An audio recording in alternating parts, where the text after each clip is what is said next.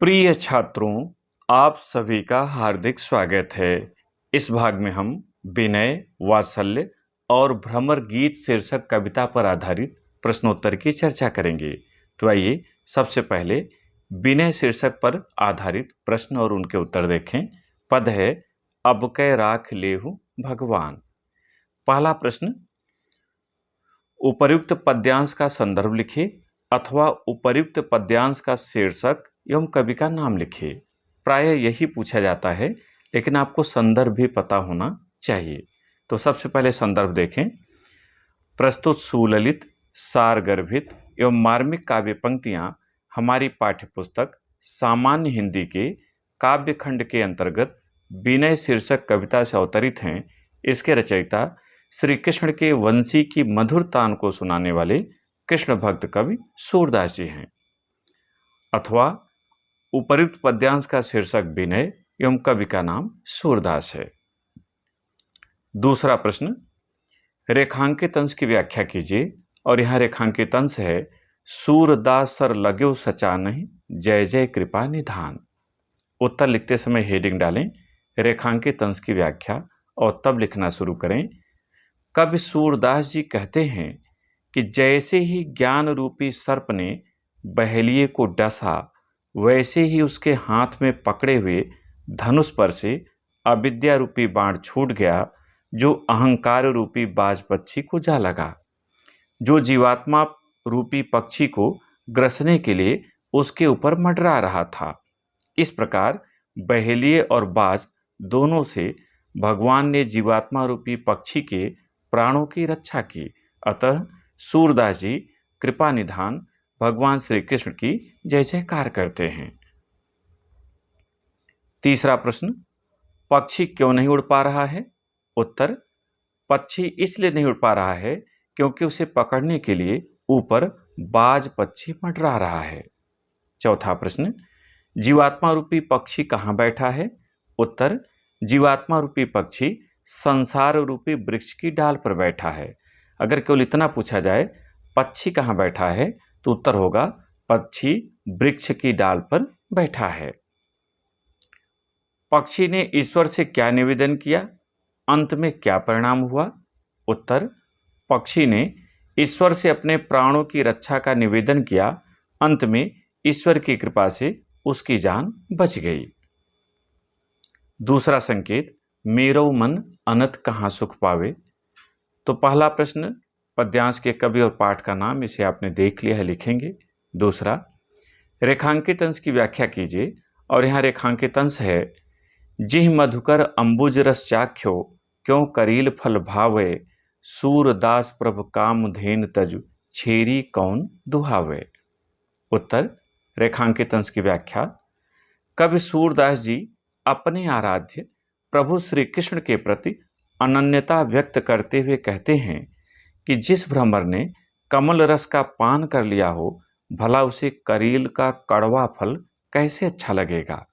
जिसके पास सभी कामनाओं को पूर्ण करने वाली श्री कृष्ण रूपी कामधेनु है, भला वह अन्य देवी देवता रूपी बकरी को क्यों दुहेगा। उसी प्रकार मैं परम महिमाशाली श्री कृष्ण की भक्ति को छोड़कर अन्य देवी देवताओं की उपासना नहीं कर सकता। तीसरा प्रश्न, प्रस्तुत पद में कामधेनु के संदर्भ में सूरदास जी ने क्या कहा है? उत्तर, प्रस्तुत पद में कामधेनु के संदर्भ में सूरदास जी ने कहा है कि वह प्रभु श्री कृष्ण की तरह सभी कामनाओं को पूर्ण करने वाली गाय है, धेनु है। गंगा और कुआं के संदर्भ में सूरदास जी के क्या विचार हैं? उत्तर, सूरदास जी कहते हैं कि गंगा जी का बहता हुआ जल परम पवित्र है और बिना परिश्रम से प्राप्त हो जाता है। ऐसे में गंगा जल को छोड़कर कुआं खोदने का प्रयास करना व्यर्थ है। पांचवा प्रश्न, सूरदास जी किसकी महिमा का गान छोड़कर अन्य देवी देवताओं की उपासना नहीं करना चाहते? उत्तर, सूरदास जी प्रभु श्री कृष्ण की महिमा का गान छोड़कर अन्य देवी देवताओं की उपासना नहीं करना चाहते। सूरदास जी उपर्युक्त पद्यांश में पंछी और जहाज के संदर्भ में क्या कह रहे हैं? उत्तर, सूरदास जी उपर्युक्त पद्यांश में पंछी और जहाज के संदर्भ में कहते हैं कि समुद्र में जाते हुए जहाज पर बैठा पक्षी आश्रय की खोज में इधर उधर भटकता है, किंतु आश्रय न पाकर उस पर पुनः लौट आता है। जैसे उड़ जहाज को पक्षी फिर जहाज पर आवे, पंक्ति में कौन सा अलंकार है? उत्तर, जैसे उड़ जहाज को पक्षी फिर जहाज पर आवे, पंक्ति में उपमा और अनुप्रास अलंकार है। यहाँ तो उपमा है मुख्य रूप से, अनुप्रास हर जगह होता है, इसलिए उपमा और अनुप्रास। आपकी पाठ्य पुस्तक के अलावा जो सरकारी पुस्तक आई है उसमें भी जो महत्वपूर्ण प्रश्न हैं वो इसमें शामिल किए गए हैं। अब आइए वात्सल्य शीर्षक पर देखिए, एक ही पद है इसमें, हरिजू की बाल छवि कहो बरन। तो पहला प्रश्न तो संदर्भ से है और इसे आप कर लेंगे, जहां शीर्षक की बात है वात्सल्य हो जाएगा, बाकी कोई परिवर्तन नहीं होगा। तो पहले संकेत के अनुसार कर लेंगे, संकेत क के अनुसार। दूसरा देखिए, रेखांकित अंश की व्याख्या कीजिए, और यहाँ रेखांकित अंश है सकल सुख की सीयू कोटि मनोज शोभा हरण। उत्तर, रेखांकित अंश की व्याख्या, श्री कृष्ण के बाल सौंदर्य का वर्णन करते हुए कवि सूरदास जी कहते हैं कि उनका सौंदर्य सभी सुखों की सीमा है, अर्थात उनके बाल सौंदर्य को देखकर जितना आनंद प्राप्त होता है उतना आनंद किसी अन्य पदार्थ से प्राप्त नहीं हो सकता। श्री कृष्ण का बाल सौंदर्य करोड़ों कामदेवों की सुंदरता को भी हरने वाला है। तीसरा प्रश्न, मनः सुभग श्रृंगार शिशुतर में कौन सा अलंकार है? उत्तर, मनः सुभग श्रृंगार शिशुतर में उत्प्रेक्षा में अनुप्रास अलंकार है। इसमें मुख्य रूप से उत्प्रेक्षा है, अनुप्रास हर जगह होता है। आप केवल उत्प्रेक्षा लिखेंगे तब भी सही माना जाएगा, लेकिन केवल अनुप्रास लिखेंगे तो अधूरा माना जाएगा, इसलिए उत्प्रेक्षा और अनुप्रास या केवल उत्प्रेक्षा लिख सकते हैं। चौथा प्रश्न, कवि ने किसके सौंदर्य का वर्णन किया है? उत्तर, कवि ने श्री कृष्ण के बाल सौंदर्य का वर्णन किया है। इस पद्यांश में कौन सा रस है? तो उत्तर, इस पद्यांश में वात्सल्य रस है। अब भ्रमरगीत शीर्षक कविता पर आइए। बिनु गोपाल बैरिन भय कुंजय। तो पहला प्रश्न आपका पद्यांश का संदर्भ है, तो यहाँ पर केवल शीर्षक बदल देना है भ्रमरगीत, बाकी खंड क के अनुसार आप करें। इसके बाद दूसरे प्रश्न पर आइए, रेखांकित अंश की व्याख्या कीजिए, और यहाँ रेखांकित अंश है बिनु गोपाल बैरिन भई कुंजय, तब वै लता लगति तन शीतल, अब भई विषम ज्वाल की पुंजय। उत्तर, रेखांकित अंश की व्याख्या, गोपियां उद्धव को संबोधित करते हुए कहती हैं कि हे उद्धव जी, श्री कृष्ण के वियोग में ये बगीचे हमारे लिए शत्रु के समान हो गए हैं, अर्थात शत्रु की तरह हमें कष्ट पहुंचा रहे हैं। जब श्री कृष्ण यहाँ पर थे तब ये लताएं हमारे शरीर को शीतलता प्रदान करती थीं, किंतु अब उनके बिना ये भयंकर आग की ज्वाला के समान कष्टकारक बन गई हैं, दाहक बन गई हैं। गोपियां उद्धव से क्या संदेशा भिजवा रही हैं? गोपियां उद्धव से संदेशा भिजवाते हुए कहती हैं कि हे उद्धव जी, आप जाकर श्री कृष्ण से कहिएगा कि उनके वियोग में कामदेव ने हमारे अंग प्रत्यंग को अशक्त अर्थात प्राणहीन बना दिया है, और उनके आने के मार्ग को देखते देखते हमारे आंखों की ज्योत भी क्षीण हो चली है। चौथा प्रश्न, श्री कृष्ण की उपस्थिति में लताएं कैसी लगती थीं और अब वे कैसी प्रतीत हो रही हैं?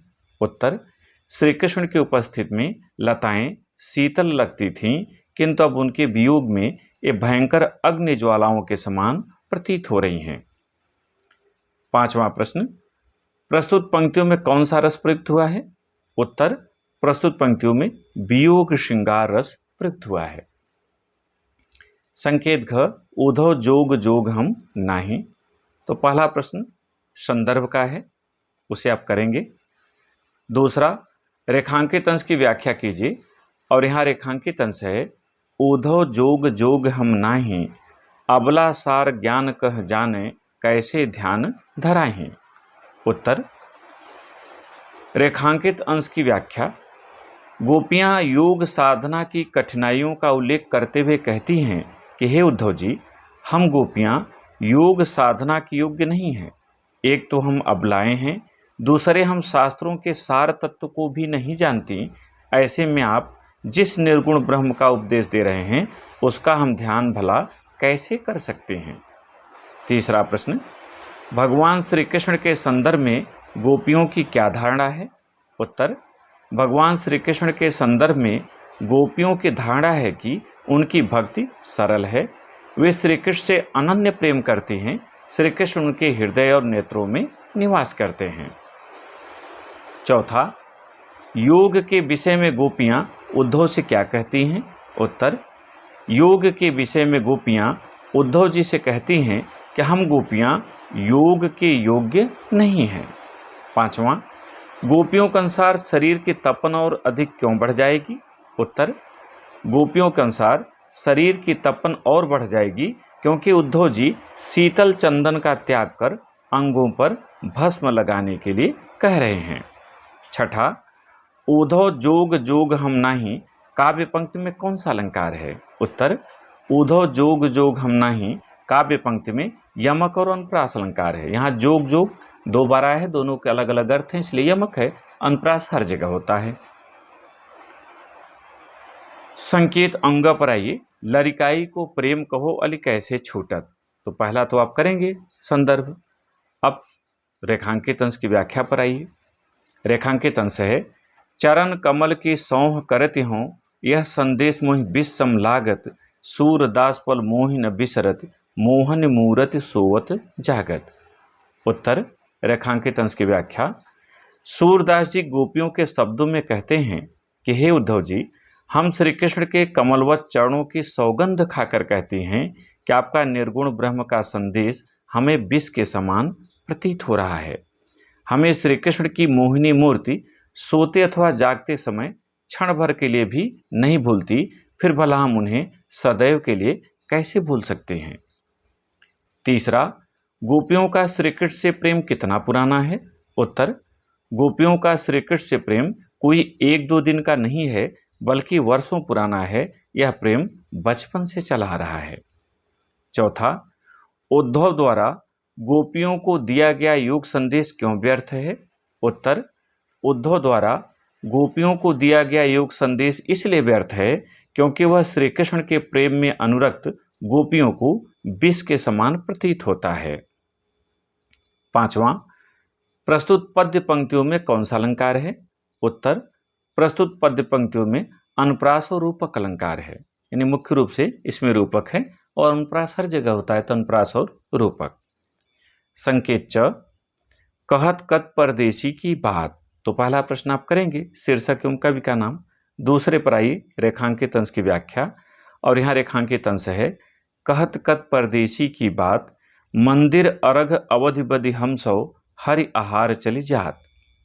उत्तर, रेखांकित अंश की व्याख्या, श्री कृष्ण के वियोग में दुखी गोपियां उद्धव से कहती हैं कि हे उद्धव जी, आप उन परदेसी श्री कृष्ण की बात पर विश्वास करने के लिए क्यों कहते हैं जिन्होंने 15 दिन बाद आने का वचन दिया था और अब पूरा महीना ही व्यतीत हो गया है, इसलिए आप उनकी बात मत कीजिए।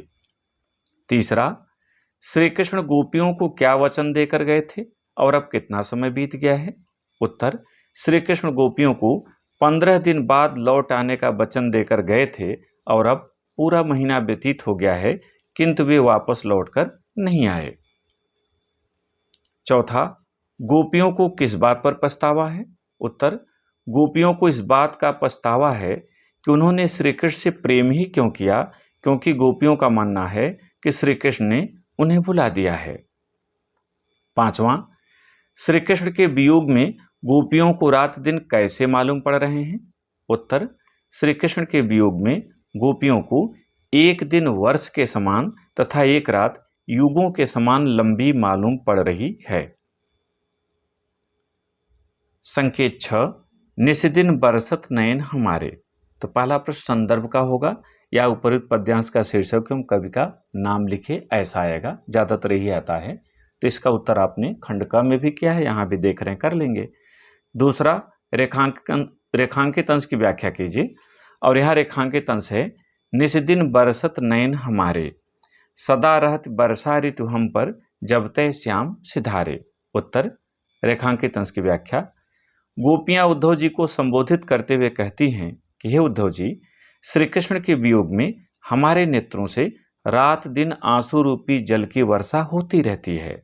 ऐसा लगता है कि जब से श्री कृष्ण हमें छोड़कर गए हैं, तब से हम पर सदैव वर्षा ऋतु छाई रहती है और हमारे नेत्र आंसुओं के रूप में बरसते रहते हैं। तीसरा, किसके विरह में गोपिकाओं की आंखों में रात दिन बरसात लगी रहती है? उत्तर, श्री कृष्ण के विरह में गोपिकाओं की आंखों में रात दिन बरसात लगी रहती है। चौथा, गोपिकाओं के हाथ और कपोल क्यों काले हो गए हैं? उत्तर, श्री कृष्ण के वियोग में गोपिकाओं के नेत्रों से आंसू बहता रहता है, जिससे आंखों का काजल कपोल पर बहकर आ जाता है और हाथ से पोंछने के कारण गोपिकाओं के हाथ और कपोल काले हो गए हैं। पांचवां, प्रस्तुत पद्यांश में कौन सा अलंकार है? उत्तर, प्रस्तुत पद्यांश में अनुप्रास और रूपक अलंकार है। अंतिम संकेत ज, आँखियां हरि दर्शन की भूखी। तो पहला प्रश्न आप करेंगे संदर्भ का। दूसरा, रेखांकित अंश की व्याख्या कीजिए और यहाँ रेखांकित अंश है, आँखियां हरि दर्शन की भूखी, कैसे रहते रूप रस रांची, ये बतियां सुनी रूखी। उत्तर, रेखांकित अंश की व्याख्या। गोपियां उद्धव जी को संबोधित करते हुए कहती हैं कि हे उद्धव जी, हमारे ये नेत्र श्री कृष्ण के दर्शन के लिए लालायित हैं। आपके आगमन से पूर्व हमारे ये नेत्र श्री कृष्ण के रूप और बातों के आनंद में लीन रहते थे, किंतु आपकी निर्गुण ब्रह्म की नीरस बातें सुनकर ये अत्यंत दुखी हो गए हैं। तीसरा, श्री कृष्ण के वियोग में गोपियों का हृदय कैसा हो गया है? उत्तर, श्री कृष्ण के वियोग में गोपियों का हृदय सूखी नदी के समान हो गया है। चौथा, गोपियों की आंखें किसके लिए व्याकुल हैं? उत्तर, गोपियों की आंखें श्री कृष्ण के दर्शन के लिए व्याकुल हैं। और अंतिम पांचवा, गोपियां उद्धव से क्या निवेदन कर रही हैं?